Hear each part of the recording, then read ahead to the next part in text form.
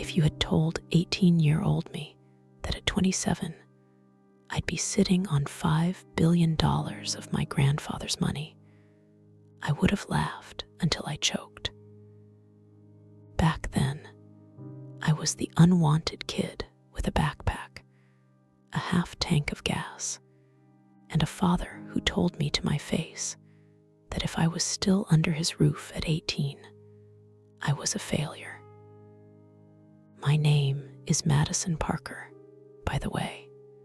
I grew up in one of those houses where everything looked perfect, from the sidewalk, green lawn, tasteful wreath, coordinated family outfits for Christmas cards. But inside, love was conditional, and conditions were impossible. My parents, Richard and Diane, weren't rich, but they were comfortable. Dad was a regional executive at a logistics firm, the kind of man who loved spreadsheets and status. Mom was a full-time social climber, living for country club brunches and being that woman in neighborhood gossip, perfect hair, perfect pearls, perfect judgment. They loved one thing more than anything else: image. And the center of that image was my older brother, Ethan. Ethan was the golden boy, straight a student, football captain, the kid teachers fawned over and neighbors bragged about.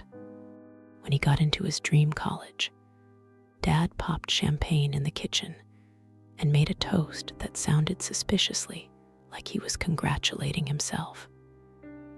When I won a local short story contest and brought home a little certificate, Mom glanced at it and said, "That's cute, but it won't pay the bills," then pinned Ethan's latest sports photo to the fridge over it. I wasn't rebellious, not in the traditional sense. I didn't sneak out or come home drunk or wreck cars. I was just wrong for them. I liked sketching more than cheering, books more than parties, quiet nights over loud crowds. I asked questions about fairness. Why did Ethan get a brand new car at 16 while I had to beg for rides? Why did my B+ in calculus get dissected at dinner when Ethan's C in English was brushed off with, "Well, he's busy with practice"? Every time I asked, Dad's jaw would tighten. "Life isn't fair, Madison," he'd say. "Learn your place." By 17, dinner felt like a daily performance review I kept failing. Mom would roll her eyes when I spoke, calling me dramatic for wanting basic fairness. Ethan would smirk across the table, twirling his keys like a little trophy. Dad would sit there in his pressed shirt, looking at me like I was an accounting error he couldn't wait to write off. One night, he leaned forward, voice low enough that it slid under my skin. "If you're still living under this roof by 18, you're a failure." I laughed. I remember that. I laughed because I didn't know what else to do with the hurt. Inside, though, something cracked. That crack turned into a chasm on my 18th birthday. They didn't just quietly tell me to find my own place. They made it a show. Mom called me into the living room like they were hosting an intervention. Ethan lounged on the couch, his phone out like he was waiting for a punchline. Dad stood in front of the fireplace, envelope in hand, trying to look solemn and paternal. "We've decided it's time you learn responsibility," he said. "No more money, no more support. You're on your own." I opened the envelope. It was empty, not even a gift card, not even a 20, just paper and the echo of them washing their hands of me. I packed a backpack with 2 changes of clothes, my sketchbook, my charger. When I paused in the doorway, Mom smiled with that sweet, poisonous smile she'd perfected. "Don't worry, sweetheart," she said. "You'll thank us one day." That night, I slept in the backseat of my old car in a grocery store parking lot, staring up at the ceiling, wondering how my life had snapped in half so cleanly. On my phone, Ethan's feed lit up. Photos from a fraternity party, him grinning with a brand new laptop Dad had bought him as a college essential. The only person who didn't pretend I was dead was my grandfather, William Parker. Grandpa. He wasn't flashy. He didn't care about appearances. He cared about whether you showed up on time, told the truth, and washed your plate after dinner. When I had nowhere to go, he invited me over on weekends, fed me, let me crash on his couch. He never talked much about my parents, but when their names came up, his eyes would darken in a way that told me he understood more than he said. Over time, he stopped being just the grandparent we see on holidays, and quietly became the closest thing I had to a real parent. The next few years blurred into survival. I worked part-time jobs, barista, bookstore clerk, receptionist, whatever would cover my share of rent in a shoebox apartment that smelled like old paint and possibility. It wasn't glamorous, but it was mine. Through all of it, Grandpa was steady. He'd slip a little grocery money into my pocket, pretend it had fallen out of his wallet. He'd invite me over for Sunday dinner and squeeze my hand across the table. "Madison," he'd say, "you're stronger than you think." I didn't realize how much I was leaning on that strength until the call came. Grandpa was gone. Even though I knew he'd been sick, some stubborn part of me believed he'd outlast us all, too stubborn to die, too steady to disappear. Losing him felt like someone had kicked my last support beam out from under me. The days after his death were a fog. I figured maybe I'd get one of his old watches or a letter, something small and sentimental. I definitely didn't expect a formal envelope from the probate court with my name listed next to my parents' and Ethan's, summoning me to the reading of his will. Honestly, I almost didn't go. The idea of sitting in a room with the people who had thrown me out like garbage made my skin crawl. But then I thought about Grandpa's steady eyes and the way he'd always told me not to let them erase me. I couldn't skip the last page of his story just because they were in it. So on a gray Monday morning, I walked into the courthouse and straight back into the lion's den. They were already there, of course.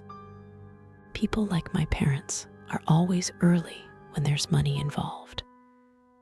Mom sat upright with perfect posture, pearls gleaming against her silk blouse, lipstick a shade too bright for a will reading. Dad had his expensive cufflinks on, hands folded, expression somewhere between solemn and smug.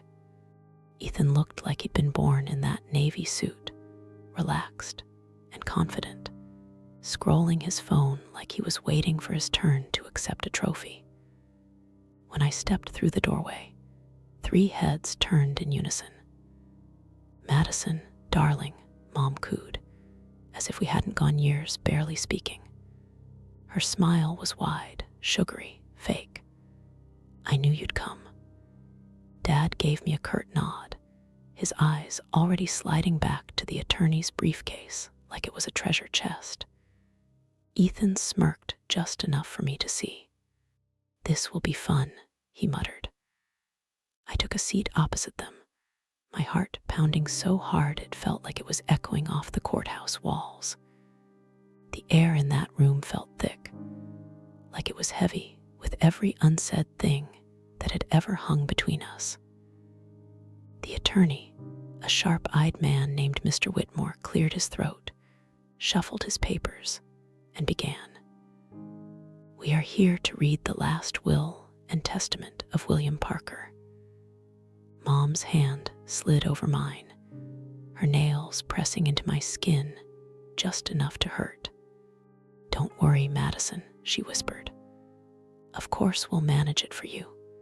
My father nodded, as if we'd already agreed. Ethan leaned back, stretching out like someone waiting to be crowned. In their heads, the script was clear. Grandpa's money would go to Ethan, they'd guide him, and I'd be a footnote. Mr. Whitmore flipped to the next page. "This is the last will and testament of William Parker," he said, dated and notarized 1 year prior to his passing. Mom exhaled, rehearsed, and relieved. She shot Ethan a proud look. Dad straightened, like he was accepting an award. I braced myself for the words to my grandson, Ethan Parker. Instead, Mr. Whitmore said, "I, William Parker, do hereby leave the entirety of my estate, valued at approximately $5 billion, to my granddaughter, Madison Parker." Time fractured. The clock on the wall might as well have stopped. For a second, I thought I'd misheard. $5 billion to me. My parents' expressions froze mid-smile, then cracked like cheap porcelain. Ethan's jaw dropped before he clenched it so hard a muscle twitched in his cheek. I just sat there, fingers digging into the underside of the chair, trying to swallow around the lump in my throat. Mr. Whitmore continued, but his words sounded almost distant. "It is my express wish that this estate be left in her sole possession, with no trustees, no oversight, and no conditional management. Madison Parker is to have full control of the assets, properties, and holdings, effective immediately." Silence. Real silence, the kind that buzzes in your ears. Then my family reacted like vultures who just watched their meal fly away. "Well, of course that makes sense," Mom said first, clapping her hands lightly, voice a half step too high. Madison was always close to her grandfather. She turned to me with a tight smile. "Naturally, you'll need our guidance, won't you, sweetheart? $5 billion is a lot for someone your age." Dad jumped in, nodding so eagerly it would have been funny in a different life. Yes. It's an enormous responsibility for someone so young, so inexperienced. We'll step in, help manage the investments, oversee the properties, protect you from mistakes." Ethan laughed, the sound low and sharp. "Don't take it personally, Maddie, but you've never exactly been responsible. Remember when you maxed out that little credit card freshman year? Multiply that by $5 billion, that's a disaster waiting to happen. Dad's been managing money his whole career. It just makes sense." Every word was a slap dressed as concern. In their minds, nothing had changed. Grandpa's will was an inconvenience, a technicality. I was still the expendable one. Mr. Whitmore cleared his throat, cutting through the performance. "To clarify," he said, voice firm, "Mr. Parker specified that the estate belongs solely to Madison Parker. No trustees, no family oversight, no shared management. His instructions are explicit." Dad forced a chuckle. "We understand. We're only concerned for her well-being. You understand, don't you, Madison?" He looked at me then, using my full name like it was a term of endearment, but his eyes were hard, calculating. Mom leaned in again, nails digging a little deeper. "Sweetheart, you know we only want what's best. Let us guide you." Grandpa would want us all to benefit. There it was again, that word, benefit. Not help, not support, benefit. I remembered sleeping in my car, eating gas station sandwiches while they toasted Ethan's scholarship with champagne. I remembered Dad's voice telling me I'd be a failure if I stayed. I remembered Mom's smirk as she shut the door behind me on my 18th birthday. Inside, something hot and steady uncurled. I kept my face calm. I didn't argue, not in that moment. I just met each of their eyes in turn and let them see that I'd heard every word and that I wasn't the daughter they'd thrown out anymore. That while reading was the moment my grandfather handed me more than money. He handed me the power to finally stop playing the role they'd written for me. I walked out of the courthouse dazed, clutching a manila folder full of numbers and legal language, while my phone started buzzing with messages from Mom. "We should talk, sweetheart. Your father and I know what's best. Don't make rash decisions you'll regret." For the first time in my life, I let their calls go unanswered. The first few days after the will reading felt unreal. I still woke up in my small rented place, still made cheap coffee in a chipped mug, still went to my part-time job. The only difference was a folder on my kitchen table that said I owned more money than I'd ever even said out loud. My parents didn't stay quiet for long. The texts shifted from fake concern to pointed warnings. Then came the knocks at my door. Ethan showed up first. It was late, maybe 9 p.m., and my apartment building's hallway light flickered like a horror movie. When I opened the door, he was leaning against the frame, jacket thrown over one shoulder, smirk firmly in place.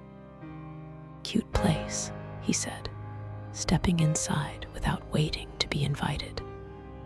He glanced around my tiny living room like he was inspecting a motel. "But let's be honest, Maddie. It doesn't exactly scream billionaire heiress." I crossed my arms. "What do you want, Ethan?" He flopped onto my couch like he owned it, stretching out. "I'm here to make sure you don't embarrass yourself. You've been living small for so long, you don't even realize what you've got.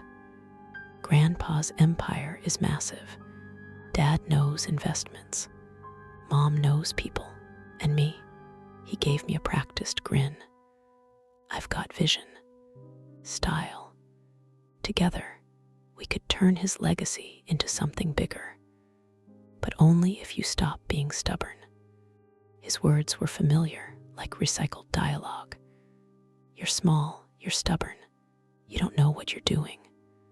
"I don't need your help," I said, my voice steadier than I felt. "Grandpa left it to me. Not you, not them, me." For the first time, I watched his expression crack just a tiny bit. His smirk twitched. Then he covered it with a laugh. "You really think you can handle this alone? Be smart, Maddie. Hand it over before you drown." I walked to the door and opened it. "Get out." Stared at me, like he couldn't quite process that I wasn't folding. Then he shrugged, stood up, and brushed imaginary lint off his sleeve. "Don't say I didn't warn you," he said before stepping into the hallway. Mom came the next day. She didn't even knock properly, just a quick rap before sweeping inside in a cloud of perfume. She sat on my one decent chair and looked around like my apartment personally offended her. "Darling, you've always been too sensitive," she said, smoothing her skirt.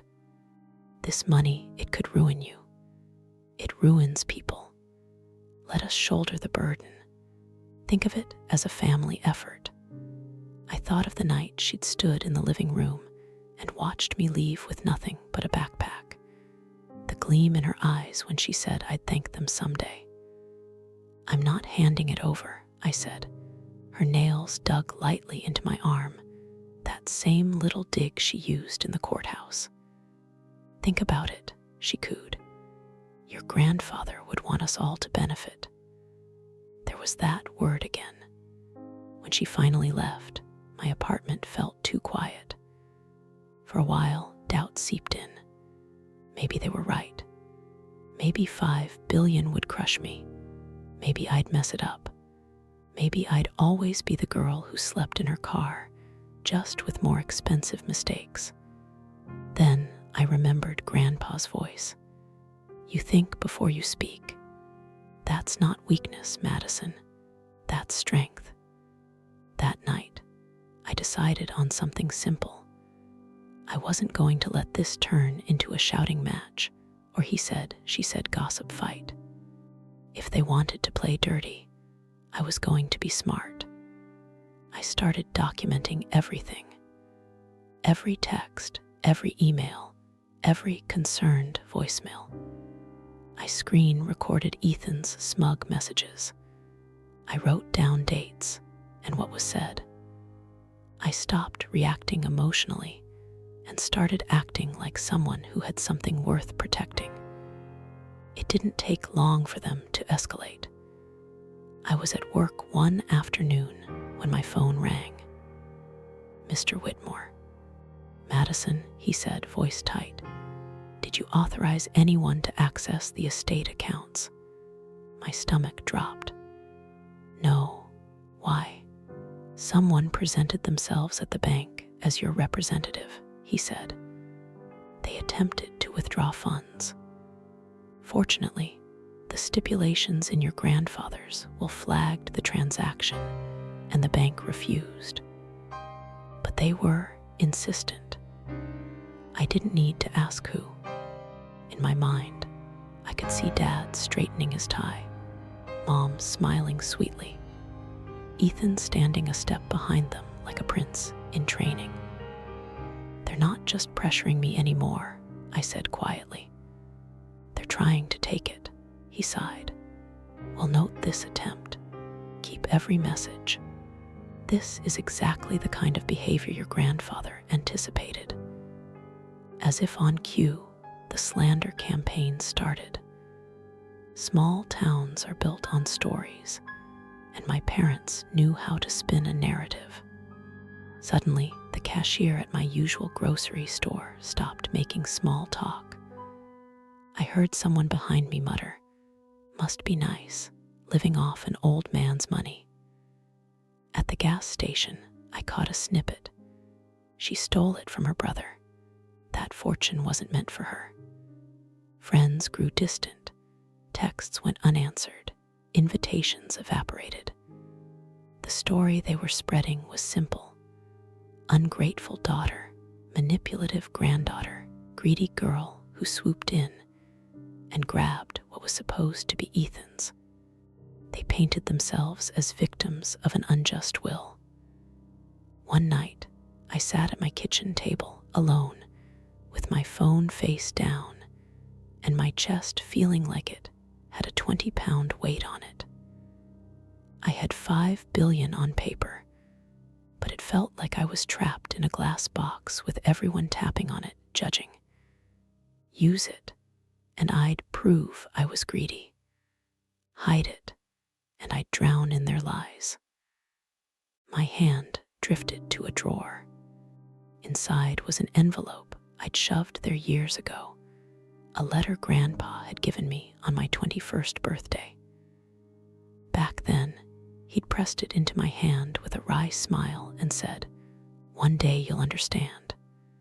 I slid it out, careful with the worn edges, and unfolded the paper. His handwriting was firm, but a little shaky at the ends of letters. "Madison, if you're reading this, I hope you've learned by now that the world doesn't give. It takes. Don't let them. You are stronger than you know, and one day you'll have to prove it. When that time comes, don't shrink back. Stand tall. They can only steal from you if you hand it to them." I read it once, twice, A third time, until the words blurred and sharpened again. He'd known. On some level, he'd known exactly what they'd try to do once he was gone. And he'd written to the part of me that still believed I was that unwanted kid with a backpack, begging me not to hand them the knife. The fear didn't vanish after that, but it stopped running the show. They weren't just up against me anymore. They were up against my grandfather's trust, his foresight, and a version of me they hadn't met yet. Once I stopped panicking and started planning, things shifted. First, I had to admit something to myself. They were right about one thing. I wasn't magically equipped to manage $5 billion alone. But that didn't mean I had to hand it to them. It meant I needed people who weren't playing their game. Through a coworker, I got a recommendation for a financial advisor named Robert Hale. I half expected another slick, fast-talking type who'd treat me like a walking paycheck. Instead, a man in his 60s with kind eyes and a battered yellow legal pad sat across from me in a small office that smelled faintly like coffee and old paper. He didn't lead with opportunities or products. He asked me questions. What do you want this money to do for you? What are you afraid of? What do you absolutely know you don't want to become? No one had ever asked me those things without judgment. I told him the truth, that I was terrified of becoming either of my parents, that I didn't want a mansion, I wanted safety, that I wanted to build something that outlasted the gossip, that I wanted to make sure if my family ever tried to pull something again, I wouldn't be knocked flat.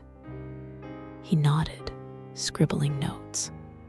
You're more capable than you think, Madison, he said at the end of our first meeting. You don't need someone to take this out of your hands. You need someone to teach you how to hold it. With Robert's help, I took slow, careful steps, securing the estate, setting up basic safeguards, moving accounts into structures that would be harder to touch. I bought a modest house, not some gilded palace, just a solid place with enough room for a home office and maybe a future guest room. The first night I slept there, I walked through the empty rooms, hand on the wall, and whispered, "No one can throw me out of here but me." But money was only one front. The other was reputation. My parents were busy poisoning the town well. I needed something stronger than they said. I joined a local charity board my grandfather had once been involved with. At first, when people heard Parker, I could feel the judgment. But as I showed up, did the work, listened more than I spoke, the assumptions started to crack. Older members would pull me aside and say things like, "Your grandfather always spoke highly of you." Slowly, people began to see me as William Parker's granddaughter in more than just a legal sense. That's how I met Daniel Grant. Daniel was a retired attorney in his 50s with sharp eyes and a calm, almost unshakable presence. We were introduced after a meeting. When he heard my name, something softened in his expression. "Your grandfather was a rare man," he said. "He always spoke highly of you." We met for coffee a week later. I told him in broad strokes what was happening: the will, my parents' attempts to help, the bank incident, the gossip. He listened quietly, fingers steepled, before saying, "You should know something. Your grandfather anticipated trouble. He put protections in place." He slid a worn folder across the table. Inside were notarized documents. I'd never seen clauses, amendments, letters. "Here," he said, pointing to a paragraph. If your parents attempt to interfere with the estate, present themselves as your representatives, or move assets without your written consent, they're automatically disinherited from any contingent benefits they might have had. Not just morally, legally. My throat tightened. He didn't just leave you money, Daniel said. He built you a fortress. He knew exactly what they'd try. For the first time, I realized my grandfather's choice hadn't been impulsive or sentimental. He'd watched how they treated me. He'd watched how I kept going anyway. And he designed his will as much to expose them as to empower me. Daniel looked at me over the edge of his coffee cup. They think you're weak, he said. They don't realize you're holding the stronger hand. When they overstep, and they will, you'll be ready. I walked out of that cafe feeling different. Not invincible, not suddenly fearless, but armed. It didn't take long for the overstep. One morning, Daniel called, his voice sharper than usual. They filed something with the court, he said. A petition for guardianship over your assets. They're claiming you're unfit to manage the estate. I nearly dropped my phone. Guardianship, like I'm a child, like you're incompetent, he said flatly. They'll argue you're inexperienced, emotional, prone to poor decisions. But we've seen this coming. We're prepared. The hearing was set for the following week. Those 7 days crawled. Every time I stepped outside, I could feel eyes on me. People love a scandal, and parents try to save daughter from $5 billion she can't handle, was prime gossip fodder. I rehearsed every worst-case scenario in my head. The judge siding with them, my accounts being frozen, my life sliding back into their control. Every time fear rose, I pulled out Grandpa's letter and reread it. Don't shrink back. Stand tall. On the morning of the hearing, I put on a simple navy suit. No flashy jewelry. No dramatic makeup. I wanted to look like exactly who I was, a capable adult who'd been on her own since 18. When I walked into the courtroom, they were already there, side by side. Mom in a carefully chosen, concerned mother outfit, Dad stiff and self-important, Ethan in another tailored suit like he owned the place. As we took our seats, Mom glanced back at me and gave a tiny, teary smile. Performance mode. On. When the judge called the case, their attorney stood first. His voice was smooth, practiced. Your Honor, my clients are deeply concerned for their daughter, he began. While they grieve the loss of William Parker, they cannot ignore the risk of handing a $5 billion estate to someone as inexperienced and impulsive as Madison. She has no history of financial management, no assets of her own prior to this inheritance, and a record of questionable decision-making. It is only logical that her parents, successful, established adults, step in to safeguard the estate. Ethan nodded solemnly at every line, like he'd rehearsed in a mirror. Mom dabbed at her eyes with a tissue, not a smudge of mascara out of place. Dad stared at the judge with his best, serious executive face. Then Daniel stood. He adjusted his glasses and spoke calmly, almost gently. Your Honor, this case is not about Madison's competence, he said. It's about greed. He didn't raise his voice. He didn't need to. He simply started laying out facts. He presented documentation from the bank, showing the attempted, unauthorized access. He projected texts from Ethan, blown up on a screen. You'll drown in $5 billion, Maddie. Better let Dad take it. He He read aloud excerpts from emails my parents had sent me, not so subtly suggesting I share the inheritance by moving assets into their accounts. Then he brought out the big guns, Grandpa's will clauses and Daniel's own notes from meetings with William Parker. He held up the worn leather notebook I'd seen in the cafe. "This," he said, "contains Mr. Parker's handwritten notes about his estate. He anticipated this exact situation. Allow me to read one passage." He flipped to the back and read, "If they attempt to take what is not theirs, it will be proof enough of why I chose Madison.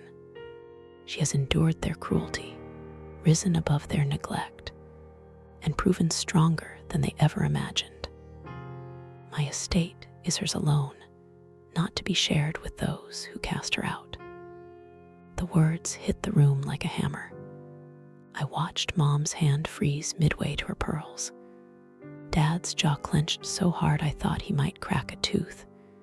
Ethan's eyes dropped to the table. The judge leaned forward, hands folded. When she spoke, her tone was crisp and final. "The petition for guardianship is denied," she said. "The estate remains solely in Madison Parker's control. Furthermore, this court cautions the petitioners against further attempts to undermine the explicit wishes of the deceased. This matter is closed." The gavel came down. Just like that, they'd lost the one place they were sure they'd win. It was over in under an hour, but walking out of that courtroom felt like stepping into a different life. My parents' perfect masks were cracked wide open. Mom turned to me in the hallway, eyes shiny, voice wobbling. "Sweetheart, you don't understand how much pressure this is," she said. "We only wanted to protect you." I looked at her, really looked, and for the first time, I didn't see a queen holding court. I saw someone who had spent her whole life propped up by appearances, suddenly stripped of a script. "No," I said quietly. "You wanted to protect yourselves. Grandpa knew it. Now the court does too." Her hand hovered in the air for a second like she wanted to touch my arm, then dropped. Dad muttered something under his breath I couldn't catch. Ethan stalked ahead, his shoes hitting the marble like gunshots. I walked out of the courthouse with my head higher than the day I walked in, not because of the money, but because, for once, the truth had actually counted. The legal war was done. The fallout was just getting started. Word of the hearing spread fast. Country clubs and offices love a scandal almost as much as my parents did. My mother's circle, the women she gossiped and clinked glasses with, started to cool around her. I heard from mutual acquaintances that brunch invites had mysteriously gotten lost, that whispered conversations cut off when she approached. People who'd always assumed she was the perfect hostess now had court transcripts and second-hand details about how she treated me. My father didn't escape either. His company prided itself on integrity in financial management. Having court documents floating around that showed he tried to wrest control of his late father's estate from the rightful heir didn't look good. Big clients started to pull away. Meetings suddenly conflicted. Eventually, the rumor reached me that he'd been encouraged to take early retirement. For a man whose entire self-worth was tied to his title, that had to sting. Ethan's fall was the most dramatic. He'd built his identity on being the golden child. Invitations, internships, girlfriends, so much of it hinged on people seeing him as the successful heir in waiting. Once those texts hit daylight, once it became clear, he tried to bully and undermine his own sister out of an inheritance their grandfather had explicitly left her. People started seeing him differently. That smug confidence didn't read as charming anymore. It read as pathetic. Last I heard, he'd moved back in with my parents. The three of them under one roof again, but now without the illusion of being the perfect family. Meanwhile, my life didn't become a fairy tale, but it became mine. I kept working with Robert, learning, asking questions I used to be afraid would make me look stupid. I made mistakes, but they were my mistakes, and I owned them. The charity work I started doing in Grandpa's name grew. I found myself chairing committees, speaking at events, not as the poor little girl who got the money, but as someone people respected in her own right. I bought that modest house and turned it into a home, nothing ostentatious, just a place with worn hardwood floors, a tiny backyard, and a kitchen where I could cook without worrying someone would criticize how I chopped onions. One evening, curiosity pulled me back past my parents' house. The lawn, once obsessively manicured, was a little overgrown. Paint peeled around the windows. A for sale sign leaned crookedly near the curb, like even the house wanted out. I sat in my car across the street and remembered standing in that doorway at 18, backpack on, Mom's voice telling me I'd thank them one day. Looking at that house now, I didn't feel jealous or angry. I felt done. They had cut me out of their lives first. The money hadn't ruined me. It had just exposed what was already there. The real revenge wasn't the billions in my account or the way their social standing crumbled. It was this, the knowledge that I no longer needed anything from them. Not their approval, not their apologies, not their version of me. Grandpa used to say that sometimes the best revenge is simply living a life they can't control. Now, when I sit on my own porch with a cup of coffee, watching the sun hit the side of my house, I think about that scared 18-year-old girl sleeping in her car. I wish I could tell her she was going to be okay, not because her grandfather would make her rich, but because she'd eventually learn she gets to decide what she's worth. So let me ask you this. If your parents threw you out at 18, then tried to take the inheritance your one real supporter left you, would you hand it over for the sake of family, or walk into court and let the truth speak for itself? Would you try to keep the peace, or would you draw a hard line and risk being the villain in their version of the story? Have you ever had family who only showed up when there was something to gain, or tried to make you feel small so they could feel big? Tell me what you would have done. And if you have your own letter to karma, share it. Your story might be the next one we tell on Karma's letterbox.